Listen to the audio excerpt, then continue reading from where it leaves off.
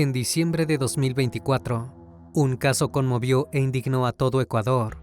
Un grupo de chicos que se encontraban jugando con un balón fueron interceptados por lo que parecían ser militares, aparentemente en una detención por una denuncia por robo. A partir de entonces, a esos chicos y a dos amigos suyos más se les había perdido todo rastro, o al menos así fue, hasta que el 24 de diciembre de 2024, cuando 4 cuerpos fueron hallados cerca de la base militar de Tahuara, en la localidad de Naranjal, Ecuador. Los 16 soldados que habían formado parte del operativo captado en cámara aseguraban que habían dejado a los niños sanos y salvos en la zona, pero gran parte de sus declaraciones no encajaban con los hechos, y pronto la verdad comenzó a salir a la luz.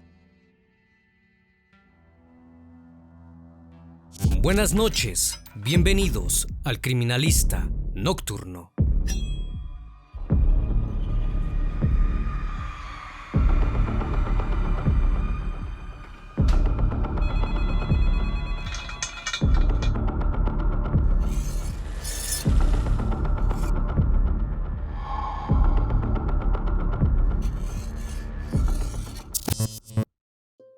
En enero de 2024, el aumento de la violencia vinculada al crimen organizado en Ecuador llegó a niveles alarmantes. El presidente de ese momento, Daniel Noboa, declaró el estado de excepción y conflicto armado interno por medio del Decreto Ejecutivo 111. A partir de entonces, las Fuerzas Armadas asumieron un rol activo en operativos de seguridad y las calles de todo el país se llenaron de militares que podían usar su poder de forma desmedida. Esto generó que organizaciones de derechos humanos reportaran una creciente ola de abusos, ejecuciones extrajudiciales y desapariciones forzadas. El revuelo que terminó de poner en agenda la problemática ocurrió en el sector Las Malvinas, ubicado al sur de Guayaquil. Esta zona es conocida por su gran cantidad de población, sobre todo de personas afrodescendientes y bajos recursos, y a esas décadas de estigmatización quedaron expuestas luego de que ocurriera un crimen atroz.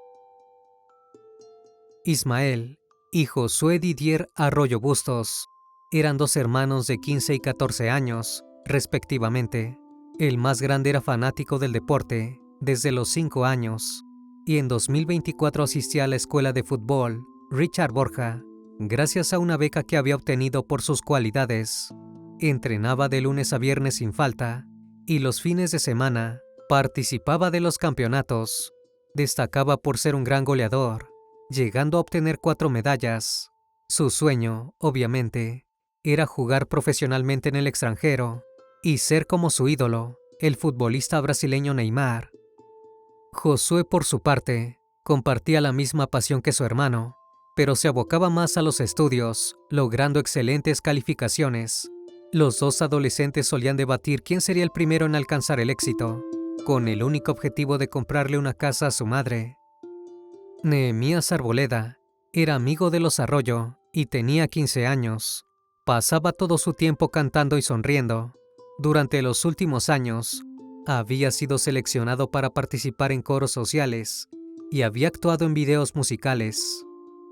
Steven Gerald Medina Lajones, en cambio, tenía apenas 11 años y era el más pequeño del grupo de amigos.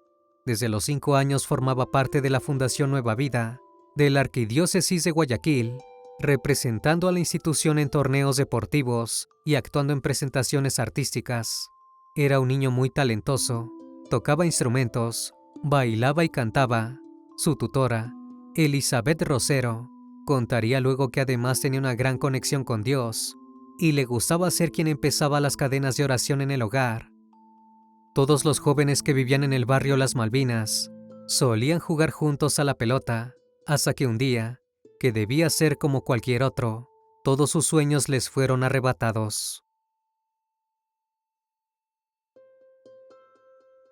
El 8 de diciembre de 2024, Ismael, Josué, Nehemías y Steven se reunieron para un partido de fútbol en las cercanías del Mall del Sur, un centro comercial popular en Guayaquil, pero no volvieron a casa a su hora habitual. En un momento, Ismael llamó a su padre Luis Arroyo, y le dijo que se estaba comunicando desde un celular prestado. Relató que él, su hermano y sus 2 amigos habían sido arrestados por las Fuerzas Armadas y acusados de un robo.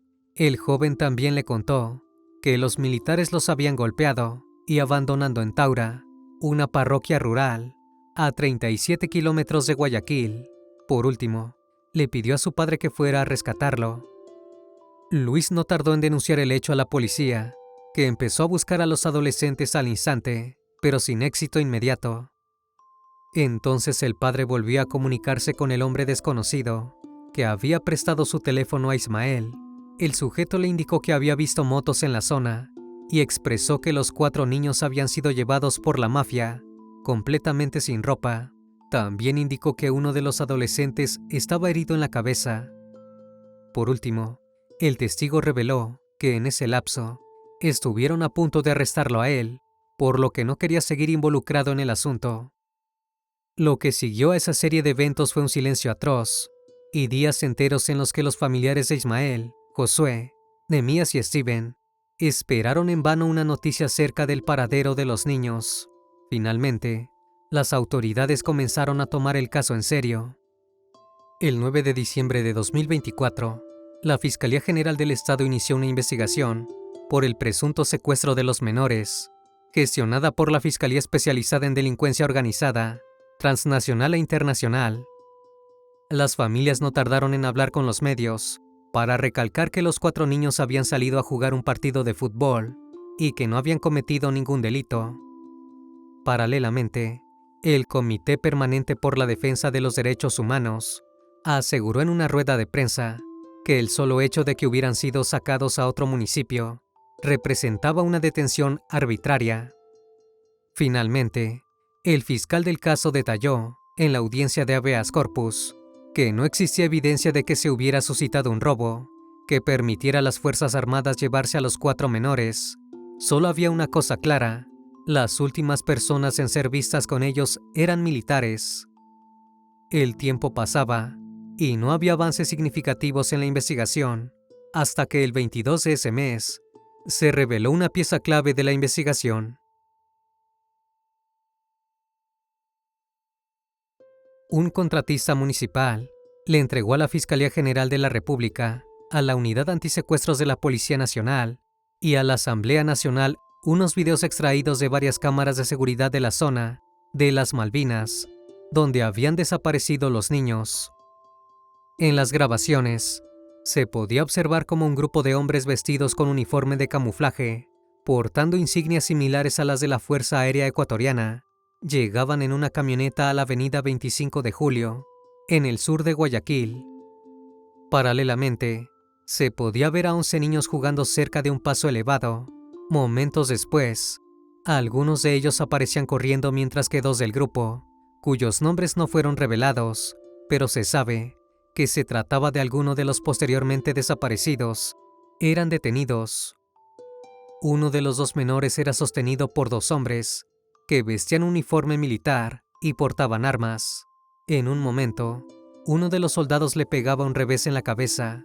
Luego, lo empujaban boca abajo hacia la parte trasera de una camioneta blanca, con vidrios polarizados donde estaba el otro niño. Minutos después, las grabaciones mostraban al vehículo circulando por las calles de Guayaquil. Tenía una sirena intermitente, no llevaba matrícula, y uno de los asientos de la parte trasera era color negro, similar a los utilizados en patrullas militares. Las imágenes parecían corroborar el relato del padre de los Arroyo, basado en la llamada telefónica que había tenido con su hijo. La justicia debía hacer algo de manera urgente. A partir de la visualización de estos videos, el caso fue transferido a la Unidad Especializada de Investigación de Uso Ilegítimo de la Fuerza. Las autoridades allanaron una base aérea en las afueras de Guayaquil, donde incautaron 2 camionetas blancas y los teléfonos celulares de 16 soldados que habían realizado un operativo no especificado el día de la desaparición de los niños. El ministro de Defensa de Ecuador, Giancarlo Lofredo, habló rápidamente con la prensa para declarar que los 4 menores desaparecidos habían sido detenidos por soldados pero que la aprehensión había sido motivada por una denuncia que indicaba que 8 personas habían atacado a una mujer para robarle. Lofredo expresó que si bien los militares habían detenido a los menores en calidad de sospechosos, no los habían entregado posteriormente a la policía. Sin embargo, las familias de las víctimas no tardaron en responder que en ninguna de las imágenes de las cámaras de seguridad se podía ver el robo por el que los soldados habrían detenido a los niños, y la indignación aumentó. El 23 de diciembre, decenas de personas se manifestaron en las calles de Guayaquil, exigiendo información sobre el paradero de Ismael, Josué, Nehemías y Steven, y pidiendo que el caso se investigase como una desaparición forzada. El presidente Noboa respondió que era prematuro clasificar la investigación de aquella forma, mientras que organizaciones en defensa de los derechos humanos expresaron que constituía una grave violación de los derechos humanos y exigieron el procesamiento de cualquier personal militar involucrado. Tan solo un día después, la jueza Tania Lor, de Guayaquil, reconoció no solo que aquello era una desaparición forzada, sino que además señaló que el Estado era responsable, lo que generó tensiones en el Ministerio de Defensa. Lofredo incluso amenazó con sanciones a la magistrada, pero ese día ocurrió algo que disolvió todas las dudas. Finalmente las autoridades encontraron 4 cuerpos calcinados cerca de la base militar de Taura, en la localidad de Naranjal. Este sitio estaba a 42 kilómetros del lugar donde Ismael, Josué, Nehemías y Steven habían sido vistos por última vez, por lo que todo parecía indicar que se trataba de sus restos. Al día siguiente, los familiares de las víctimas fueron convocados para la identificación de los cuerpos. Las pruebas de ADN dieron positivo. Los 4 niños habían sido asesinados. Aunque la pregunta acerca de su paradero hubiera sido respondida, la lucha por la justicia y la verdad recién comenzaba. La noticia corrió como la pólvora, y ese mismo día se llevaron a cabo una serie de protestas en varias ciudades del país, en las que los ciudadanos exigieron mayor transparencia en la investigación del caso, que ya había sido nombrado el caso de las Malvinas o los 4 de Guayaquil. La Defensoría del Pueblo también solicitó acciones inmediatas del Estado para implementar mecanismos efectivos de protección y restitución de derechos de las víctimas. La Alianza por los Derechos Humanos en Ecuador no tardó en denunciar que el caso presentaba patrones de abuso de autoridad y que las víctimas habían sido discriminadas por tratarse de afrodescendientes. Pero para que el caso no quedara en el olvido, los militares responsables debían ser rápidamente procesados, y así fue. El 31 de diciembre de 2024, la Fiscalía presentó cargos por desaparición forzada contra los 16 militares presuntamente implicados en el caso. Los acusados relataron su versión de los hechos, indicando que el 8 de diciembre se encontraban custodiando un camión que transportaba productos de contrabando hasta las instalaciones de la aduana. Al regresar pasaron por el Mall del Sur y en una esquina, una ciudadana les alertó sobre un robo. Entonces los militares habrían visto a varias personas forcejeando con una chica y sacándole la ropa, el celular y la cartera. Al advertir la presencia de los militares, el grupo había salido corriendo y subió a un puente. En total, los soldados habían atrapado a 4 adolescentes. Supuestamente ninguno llevaba encima sus documentos de identificación y se habría negado a proporcionar sus nombres o edades. En relación con las imágenes de las cámaras de vigilancia, donde se podía ver a los menores siendo golpeados, los acusados negaron que se tratara de actos de violencia, afirmando que intentaban evitar que los detenidos los miraran directamente. Con respecto al golpe concreto a uno de los jóvenes, que se podía ver en cámara, uno de los militares aseguró que se trataba de una táctica para que girase su cara hacia abajo. Luego de brindar esa versión acerca de la detención forzada, los acusados aún debían justificar cómo habían aparecido los cuerpos sin vida de las 4 víctimas. La fiscalía les preguntó por qué no habían trasladado a los menores hacia una estación policial. En respuesta, Los militares que aparecían en cámara explicaron que tenían planeado acudir a la unidad policial comunitaria del kilómetro 26 en la vía Atawara, pero que otro evento se los había impedido. Presuntamente, mientras viajaban hacia destino por el kilómetro 20, se habían topado con una camioneta que les hacía luces. Se les había informado que en la vía Atawara había desmanes, por lo que su deber como militares era ir a ver qué sucedía. Al llegar a la zona indicada, encontraron cerca de 60 personas tomando alcohol en la vía de ida y venida de Tawara, con motos y coches a mitad del paso. Acto seguido, intentaron avanzar para llegar a Tawara, pero se encontraron con un árbol caído. Los 4 menores que viajaban en calidad de detenidos habrían ayudado a mover el árbol, y una vez terminada la tarea, les habían pedido que los dejasen en libertad, bajo la promesa de no volver a cometer un robo. Los acusados señalaban entonces que habían dejado a los adolescentes por petición de ellos en la parroquia Tawara, en el cantón Naranjal, sanos y salvos. Luego habían continuado su trayecto normal hacia la base de la misma zona. Además, desmintieron haber golpeado a los menores, pero algo no cuadraba. No existía un informe oficial de arresto que respaldase aquella versión de los hechos. Esto, sumado a que los cuerpos de los chicos habían sido encontrados calcinados en la misma zona donde los militares decían haberlos dejado, quitaba toda veracidad a la declaración. Antes de terminar la audiencia, los soldados afirmaron que el caso se había politizado y que el único fin parecía ser desestabilizar al país y hacer quedar mal a las Fuerzas Armadas. Por último, expresaron tener miedo de las represalias que se podrían tomar en su contra.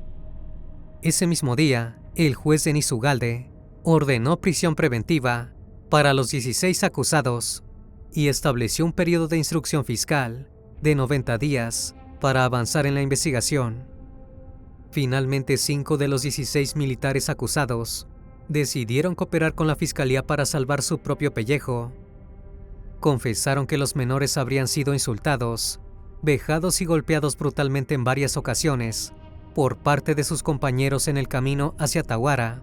Incluso aseguraron que todo el grupo se había puesto de acuerdo para dar una versión de los hechos que no los inculpara. Además, uno de los acusados reveló que la orden de quemar los cuerpos de los menores había sido de Brian Vicente Alvarado Aguirre, alias Momo, que pertenecía a la organización criminal Los Águilas, con presencia en Tawara. Alvarado fue detenido por tráfico de armas y ya tenía en su haber una condena por delincuencia organizada. Sin embargo, el 27 de diciembre, el juez Jorge Aldaz lo dejó en libertad, argumentando una enfermedad catastrófica, a pesar de que ese beneficio no aplicaba para personas sentenciadas por delitos graves. El criminal no tardó en darse a la fuga, por lo que el 22 de enero, el juez Aldaz fue arrestado por prevaricato bajo indulto médico inválido. El 31 de ese mes, se reveló que la investigación abarcaba ya no solo la desaparición forzada, sino también el secuestro como resultado de fallecimiento de las 4 víctimas, y finalmente se vieron los primeros atisbos de justicia. La Asamblea Nacional del Ecuador declaró 3 días de luto institucional en respuesta al crimen de los menores, señalando la gravedad del caso y su impacto en la sociedad.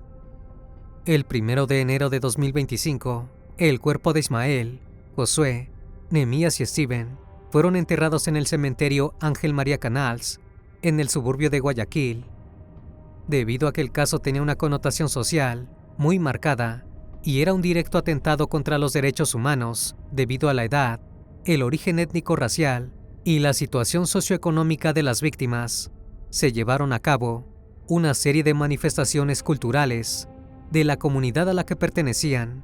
Durante el funeral, participaron percusiones de madera e instrumentos de cuerda afroecuatorianos. Además, los asistentes exigieron el esclarecimiento del caso, y Uriel Castillo Nazareno, coordinador del movimiento afronacional ecuatoriano, difundió un manifiesto expresando a la opinión pública la posición del pueblo afroecuatoriano. Finalmente Noboa prometió que no se encubriría a nadie involucrado y propuso declarar a los niños como héroes nacionales, pero los culpables estaban lejos de hacerse cargo. Los militares presentaron un recurso de apelación para esperar la sentencia en sus casas, que fue rechazado el 20 de febrero. El 25 de ese mes, la Asamblea Nacional aprobó una resolución propuesta por la Comisión de Protección Integral a Niñas, Niños y Adolescentes, que reconoció la responsabilidad política del Ministerio de Defensa por incumplimiento de funciones. El ministerio debía comprometerse a fortalecer la capacitación militar en derechos humanos y a prevenir futuras desapariciones forzadas. Además, se dispuso que el informe del caso fuera considerado en procesos de fiscalización, incluyendo un posible enjuiciamiento político contra Lofredo. El 6 de marzo, la defensa de los militares presentó una nueva solicitud para que se les permitiera permanecer en libertad mientras continuaba el proceso judicial, pero fue rechazada. El 21 de ese mes, la justicia se acercaba cada vez más, pero el dolor aumentaba. El 28 de marzo de 2025 se reveló el informe de la necropsia practicada a las 4 víctimas. El documento indicaba que al menos 3 de los chicos habían recibido impactos de bala en la cabeza y espalda, sugiriendo que habían sido ejecutados de espaldas mientras estaban de rodillas. Además, uno de los cuerpos presentaba una lesión contundente en el lado izquierdo del cráneo, ocurrida en vida. Esto coincidía con el testimonio del hombre que le prestó el celular a Ismael para llamar a su padre antes de desaparecer, y habló de un joven herido de gravedad en la cabeza. Aunque el hombre no declaró presencialmente ante el tribunal, su testimonio fue reproducido en la sala como declaración anticipada. En una audiencia posterior, se reveló que los chicos habían sido despojados de sus ropas, lo que fue calificado por la defensa de las familias como una forma de exposición íntima y tortura. Paralelamente, las detenciones relacionadas al caso continuaron. El 31 de marzo de 2025, un operativo policial capturó a Alvarado, señalado como el autor intelectual, en la parroquia Virgen de Fátima, Cantón Yaguachi, mientras intentaba huir nuevamente. El 13 de abril de ese año, la Fiscalía General del Estado vinculó también al teniente coronel de la Fuerza Aérea Ecuatoriana, Juan Francisco, al caso, acusándolo de complicidad.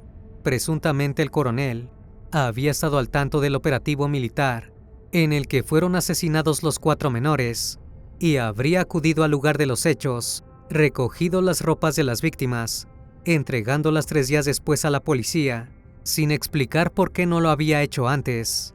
Esa acción fue considerada por la Fiscalía como un posible encubrimiento de evidencias.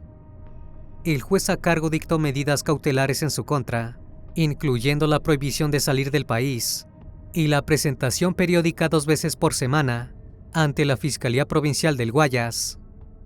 Para ese entonces, eran en total 17 los militares detenidos por el caso. Luego de analizar testimonios, peritajes, informes técnicos y otras pruebas, la condena estaba por caer.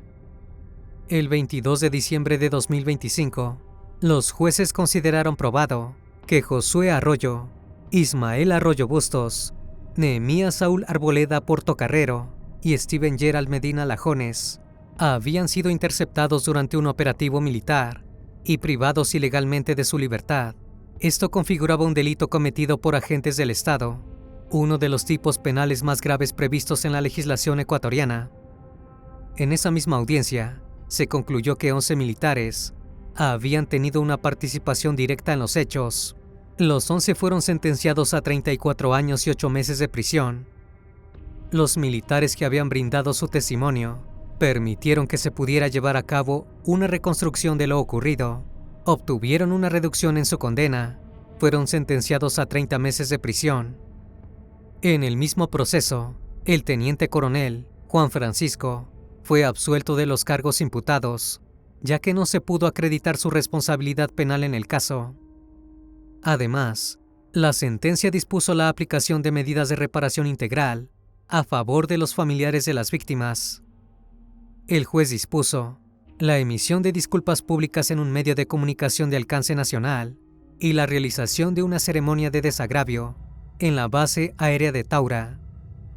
También ordenó la colocación de una placa con los nombres de las víctimas y la implementación de capacitaciones obligatorias en derechos humanos para el personal militar, enfocadas en intervenciones con civiles, niñas, niños, adolescentes y adultos mayores.